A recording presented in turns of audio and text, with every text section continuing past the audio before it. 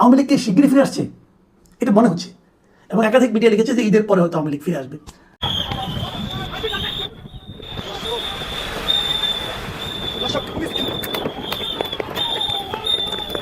গত কদিন ধরেই একটা আলোচনা রাজনৈতিক অঙ্গনে বেশ শোনা যাচ্ছে। আমি যে একটা মিডিয়াতেও দেখলাম এই আলোচনাটা, সেটা হলো রাজনীতিতে আওয়ামী লীগ কি খুব দ্রুতই ফিরে আসছে? এই প্রশ্নটা খুব স্বাভাবিক। আওয়ামী লীগ যে বাংলাদেশের রাজনীতিতে ফিরে আসছে এটা নিয়ে আমার কোনো সন্দেহ নাই, কিন্তু গত কদিন ধরেই একটা আলোচনা রাজনৈতিক অঙ্গনে বেশ শোনা যাচ্ছে। আমি যে একটা মিডিয়াতেও দেখলাম এই আলোচনাটা, সেটা হলো রাজনীতিতে আওয়ামী লীগ কি খুব দ্রুতই ফিরে আসছে?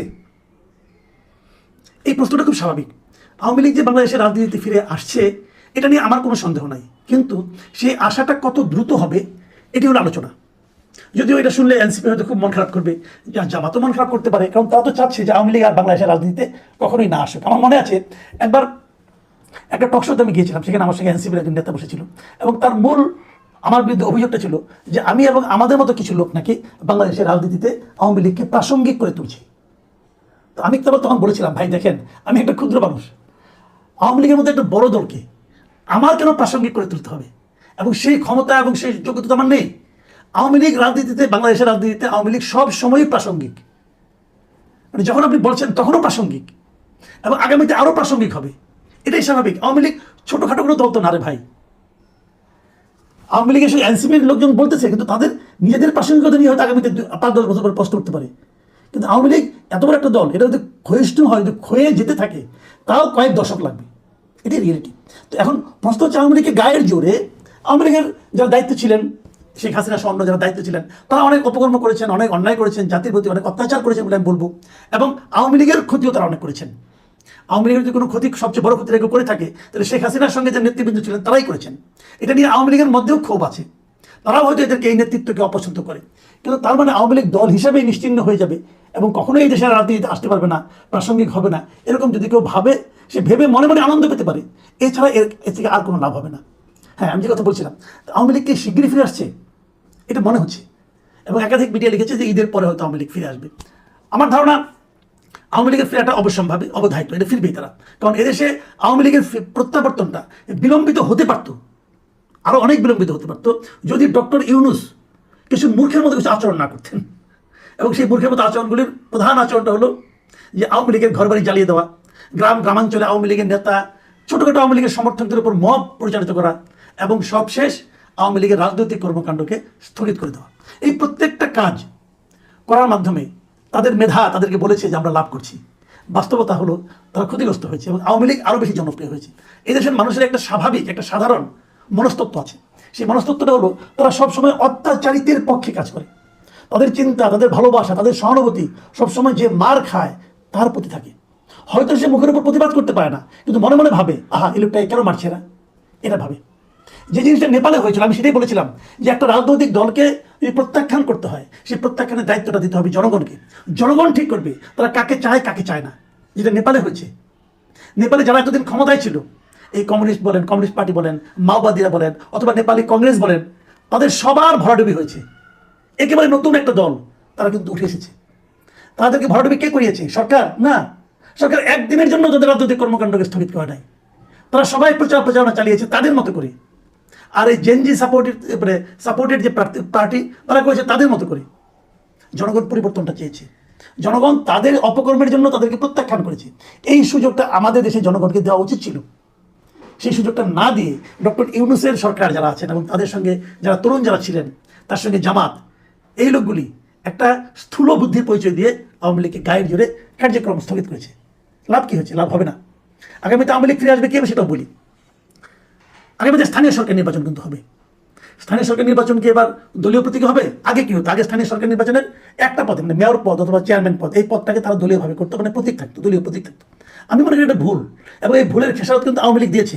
এটা আওয়ামী লীগই প্রবর্তন করেছিল, আওয়ামী লীগ এই ভুলের খেসারত দিয়েছে। আর কাউন্সিলর, মেম্বার অথবা কমিশনার যারা আছে, তাদের নির্বাচন হয় নির্দলীয়ভাবে।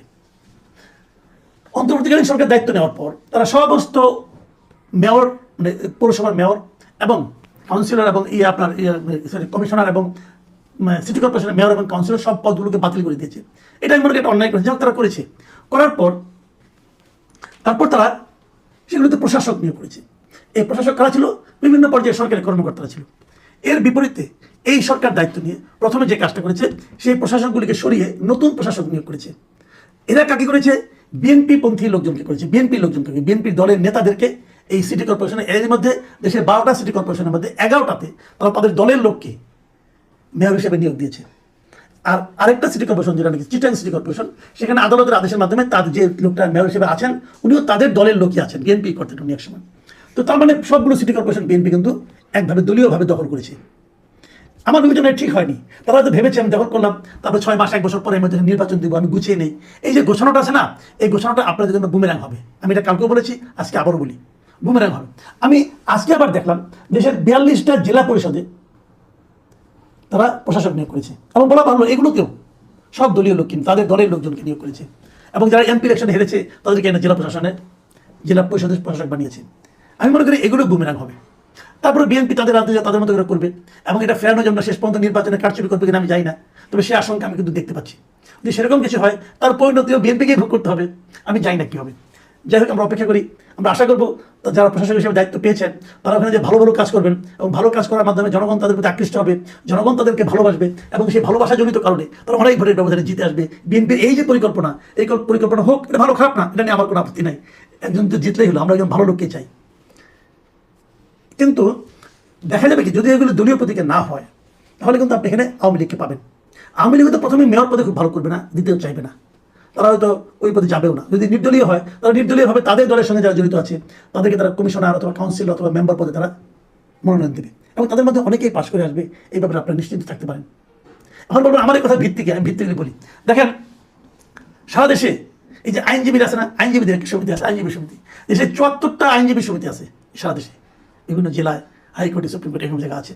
এগুলোতে এরই মধ্যে নির্বাচন শুরু হয়ে গেছে। আওয়ামী লীগের পতনের পর প্রায় 14টা আইনজীবী সমিতি কিন্তু নির্বাচন হয়েছে। প্রথম দিকে ভালো করেনি, এখন কিন্তু ধীরে ধীরে আওয়ামী লীগের লোকজন এই নির্বাচনগুলিতে ভালো করতেছে। আমি একটা উদাহরণ দিয়ে বলি। গত 28শে ফেব্রুয়ারি কক্সবাজার জেলা আইনজীবী সমিতি নির্বাচন হয়েছে। সেখানে 17টা পদের মধ্যে 7টাতে জিতেছে আওয়ামী লীগ সমর্থিত প্যানেল। 17টার মধ্যে 7টা। তারা সভাপতি সেক্রেটারিতে জিতে নাই, ওগুলোতে বিএনপি এবং জামাত জিতেছে। কিন্তু অন্যান্য পদের মধ্যে 17টার মধ্যে 7টাই জিতছে আওয়ামী লীগের লোক, আওয়ামী লীগের সমর্থিত লোক যারা। এর আগে 18 তারিখে নোয়াখালী জেলা আইনজীবী সমিতি যে নির্বাচন হয়েছে, সেখানেও আওয়ামী প্যানেল ঠিক না, আওয়ামী সমর্থিত প্যানেল থেকে 9টা পদে জয়ী হয়েছে। তার আগে 26শে জানুয়ারি ব্রাহ্মণবাড়িয়া আইনজীবী সমিতির নির্বাচনেও সভাপতি সহ 10টি পদ পেয়েছে আওয়ামী লীগ সমর্থিত প্রার্থীরা।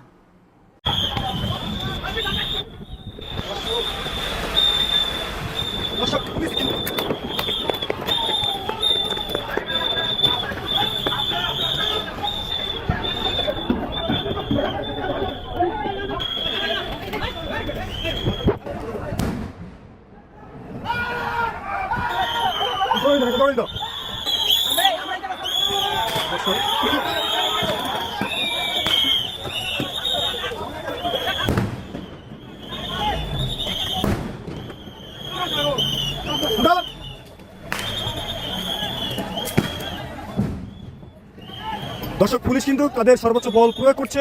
আমরা যেটা জানতে পেরেছি, বিস্তরে আসলে শ্রীলঙ্কার একটা বায়ার আটকা পড়ে আছে। এই ভিতরে শ্রমিকরা কিন্তু তাদেরকে জন্ম করে রেখেছে।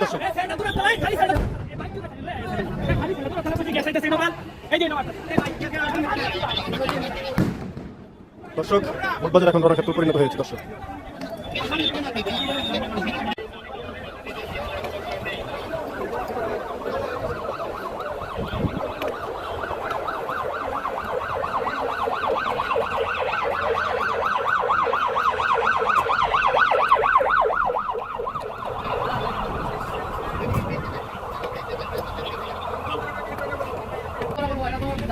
ভাই